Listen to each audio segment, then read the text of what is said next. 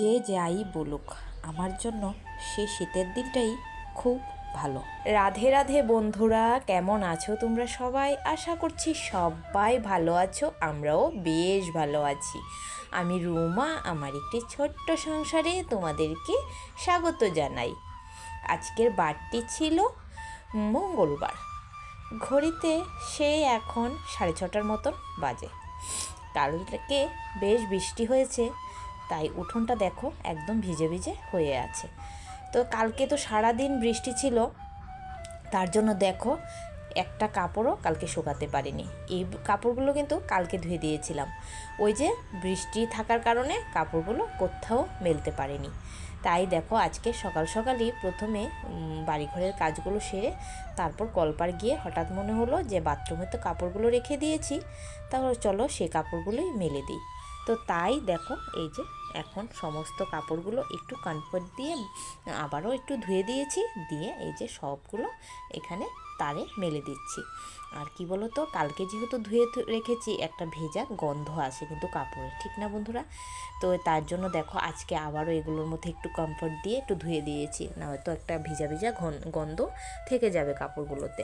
তো কাপড়গুলো তো কালকে এই যে কাপড় যখন ধুয়েছিলাম তখন কিন্তু কোনো বৃষ্টি ছিল না, মানে ওয়েদারটা মেঘলা মেঘলা ছিল, কিন্তু বৃষ্টি আসবে যে এরকম ভাবিনি, কারণ এরকম তো সব সময় থাকে যে একটা বৃষ্টি ভাব, তারপরে কিন্তু বৃষ্টি আসে না। তো এরকমই ভেবেছিলাম, কিন্তু তারপর দেখো এত বৃষ্টি শুরু হয়ে গেছিলো, তো সারাদিনে এই টিপ টিপ করে বৃষ্টি পড়তেই থাকলো।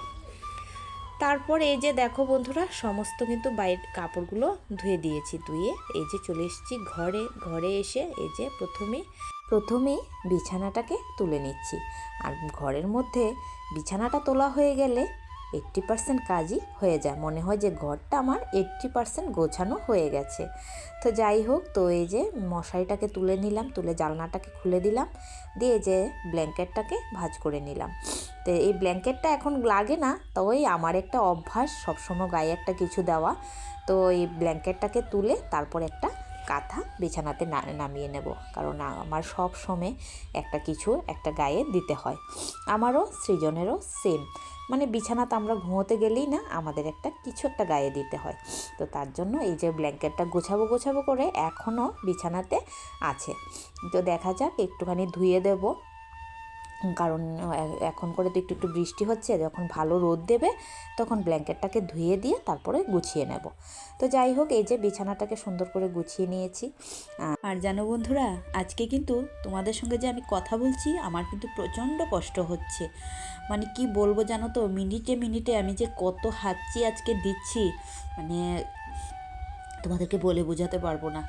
মানে ভয়েস দিতে আমি কতবার আমার ভয়েসটা কাটতে হচ্ছে, আর কথাতে তো তোমরা বুঝতেই পারছো আমার কীরকম অবস্থা হয়ে আছে, মানে প্রচণ্ড কষ্ট হচ্ছে, প্রচণ্ড। তার মধ্যে বন্ধুরা আজকে না এক জায়গাতে যাওয়ার আছে, তো জানি না যেতে পারবো কি পারবো না।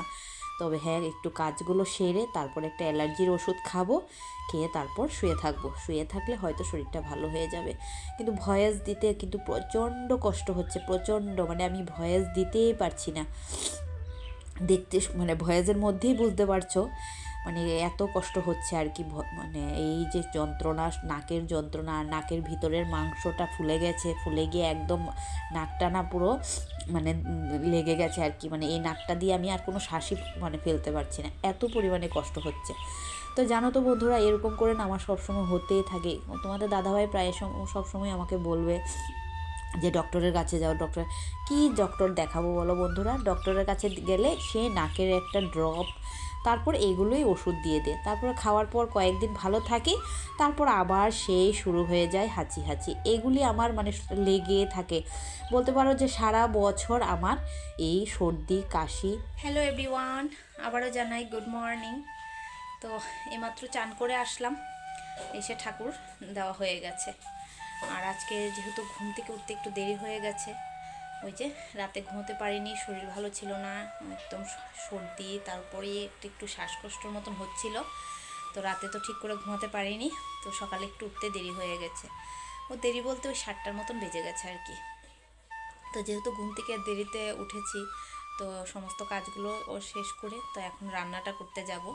তো মানে কি বলবো জানো তো বন্ধুরা, আমার জন্য না সেদিন শীতের দিনটাই ভালো থাকে, কারণ শীতের দিনে আমার কোনো অসুখ টসুখ কোনো কিছু হয় না, বেশ ভালো কাটাই আমি শীতের দিনটা। আর এই যে গরমটা চলে এসছে, এই গরমে যে আমার কত রকমের অসুবিধা হয় মানে কি বলবো জানো তো বন্ধুরা। তো আমার জন্য না শীতের দিনটাই ভালো। তো দেখো চোখ মুখগুলো কেমন হয়ে আছে, মানে একদম শরীরে এনার্জি পাচ্ছি না, তো জানি না কি করব। তো যাই হোক, যেহেতু এখন ঘড়িতে সে 10টা বেজে গেছে, তো চলো ঝটপট করে রান্নাটা কমপ্লিট করি, তারপর কী করছি না করছি সবটাই তোমাদের সঙ্গে শেয়ার করব। চলো। তো এই যে দেখো বন্ধুরা, একটা পপকর্নের প্যাকেট এনেছিলাম, অনেক দিন হয়েছে, তো এটা ভাজবো ভাজবো করে জানো এই যে আর ভাজা হচ্ছে না। তো আজকে সৃজন বলছে মা পপকর্নটা একটু ভেজে নাও। তো তাই দেখো এই যে গ্যাসের মধ্যে কড়াইটা বসিয়ে দিয়েছি, দিয়ে তারপর এই যে পপকর্নটা দিয়ে দিলাম, দিয়ে তারপর এই যে কিছুটা ঢাকা দিয়ে দেব। তো এই যে এই পপকর্নগুলো না, মানে এই যে দোকান থেকে কিনে আনার পপকর্ন থেকে এই যে এই প্যাকেটের পপকর্নগুলো খেতে না খুব ভালো লাগে, কারণ এটার মধ্যে একটা লবণ লবণ থাকে না, তো তার জন্য এই পপকর্নগুলো খেতে ভীষণ ভালো লাগে আমার। তো যাই হোক, তো এই পপকর্নগুলো দিয়ে দেখো ঢাকা দিয়ে দিয়েছিলাম, তো সবগুলো সুন্দরভাবে কিন্তু ভাজা হয়ে গেছে, এই দেখো। তো আর এটা না খেতেও বেশ ভালো লাগে, একটু লবণ লবণ লাগে যে তার জন্য। তো তারপর দেখো বন্ধুরা, মাঝখানে অনেক সময় চলে গেছে, তো কোনো ভিডিও আর করিনি।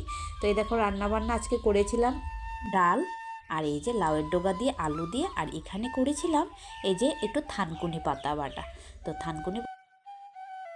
শুভ বিকেল বন্ধুরা, এতে দেখো রেডি হয়ে পড়েছি, তো যাব একটু পাশের বাড়ি, পাশের বাড়ি না, বাড়ি থেকে একটু দূরে, ওখানে যাব আর কি। তো যাব আজকে হলো ওই যে বাচ্চার মানে অন্নপ্রাশন, মানে কালকে অন্নপ্রাশন, তো আজকে ওই বাচ্চাটাকে নিয়ে কালীবাড়িতে যাওয়া হবে, তারপর জল টল ভরা হবে, মানে ওনার মানে যে দিদির মানে বাড়িতে যাব ওই দিদির নাতির অন্নপ্রাশন আর কি। তো ওনার শখ নাতিকে নিয়ে একটু আনন্দ করা, বা নাতির জন্য মানে মানে বিভিন্ন কিছু আজকে করবে আর কি। তো যা যা করবে সব কিছুই তো ব্লগে দেখতে পারবে। তো তার জন্য দেখো লাল পায়রা শাড়ি পরেছি, কালীবাড়িতে যাবে, তো বলে দিয়েছিল দিদিভাই যে লাল পাড়ের শাড়ি পরো, তো তার জন্য লাল পাড় শাড়ি পরলাম। তো যাই হোক, তো চলো যাই, আমি তো রেডি হয়ে গেছি, তো বাকিদের জন্য অপেক্ষা করছি, তো সবাই আসলে তারপর চলে যাব। তো রেডি হয়ে এই যে বেরিয়ে পড়লাম পাশের বাড়ির দিদি তারা বাড়িতে। পাশের বাড়ি বলবো না, আমাদের বাড়ির থেকে খানিকটা দূরই ওদের বাড়ি, কিন্তু ওরা এই যে এখানে এসে নতুন বাড়ি করেছে, মানে বাড়ি করাতে উনি এত মানে দিদিভাই এত ভালো মানুষ, তো ওনার সঙ্গে অনেকটা আমরা মিলে গিয়েছিলাম। তো ওনার সব অনুষ্ঠানেই আমাদেরকে নেমন্ত্রণ করা হয়, আমরাও আসি। এবং জানো তো এই যে বৌমাকে দেখতে পাচ্ছ, এই বৌমার বিয়ের কিন্তু অনেক ব্লগ ভিডিও আমার মানে অ্যাকাউন্টে আছে। আমার অ্যাকাউন্টটার নিচের দিকে যখন যাবে দেখতে পাবে এই বৌমার মানে এই বাড়িতে এসে তো মানে ছেলেকে বিয়ে করিয়েছে দিদিভাই, আর ওই যে পাশে দাঁড়িয়ে আছে উনি কিন্তু হয়েছে মানে উনি আমাদের মানে দিদিভাই আর কি। তো ওনার সঙ্গেই আমাদের পরিচয়। তো আজকে ওনার নাতির অন্নপ্রাশন, আজকে অন্নপ্রাশন নয়, আজকে আগামীকালকে অন্নপ্রাশন। তো আগামীকালকে অন্নপ্রাশন, আজকে ওই একটু ঠাকুর বাড়িতে যাচ্ছে ঠাকুরকে নেমন্তন্ন করতে, তারপর জল ভরা। তো মানে বিয়েতে যা যা রিচুয়ালস হয় সমস্ত রিচুয়াল মেনে হয়, মানে ছেলে নাতির ভাত খাওয়ানো হবে আর কি।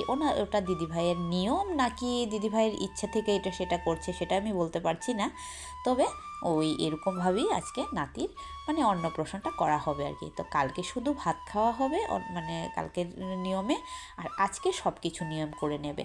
তো প্রথমে মানে যেতে যেতে রাস্তাতে যত মন্দির পড়ছে সমস্ত মন্দিরেই দিদিভাই ঠাকুরকে নেমন্তন্ন করে করে বলতে মিষ্টি পান দিয়ে একটু ঠাকুরকে দিয়ে তারপর যাচ্ছে আর কি।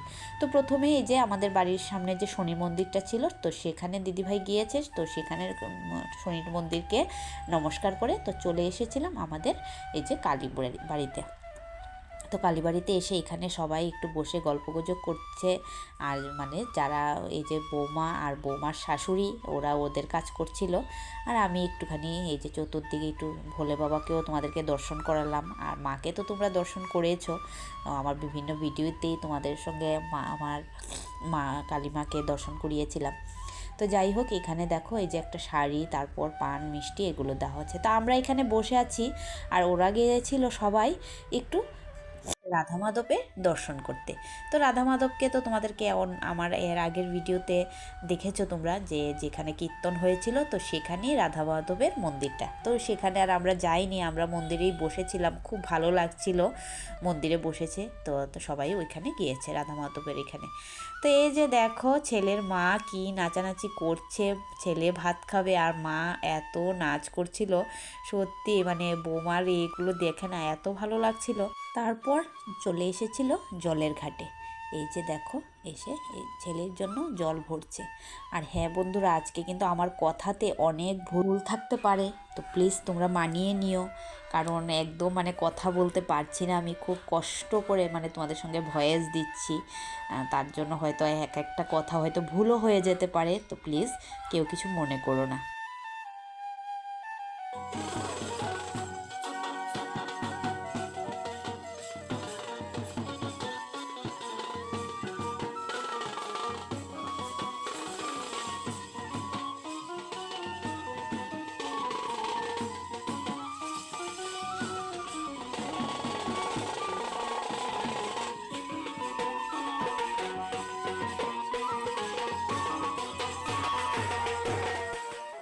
তারপর বন্ধুরা এই যে সবাই চলে এসেছিলাম বাড়িতে। তো বাড়িতে এখানে প্যান্ডেলের কাজ হচ্ছে, আর সবাই মিলে তারপর এত নাচানাচি করেছি, নাচতে খুব একটা ইচ্ছে করছিল না, কিন্তু তাও মানে বাজনার আওয়াজে তো আমার শুনলেই নাচতে ইচ্ছে করে, যতই শরীর খারাপ হোক। তো এখানে দেখো সবাই মিলে তারপরে এই যে নাচানাচি করলাম।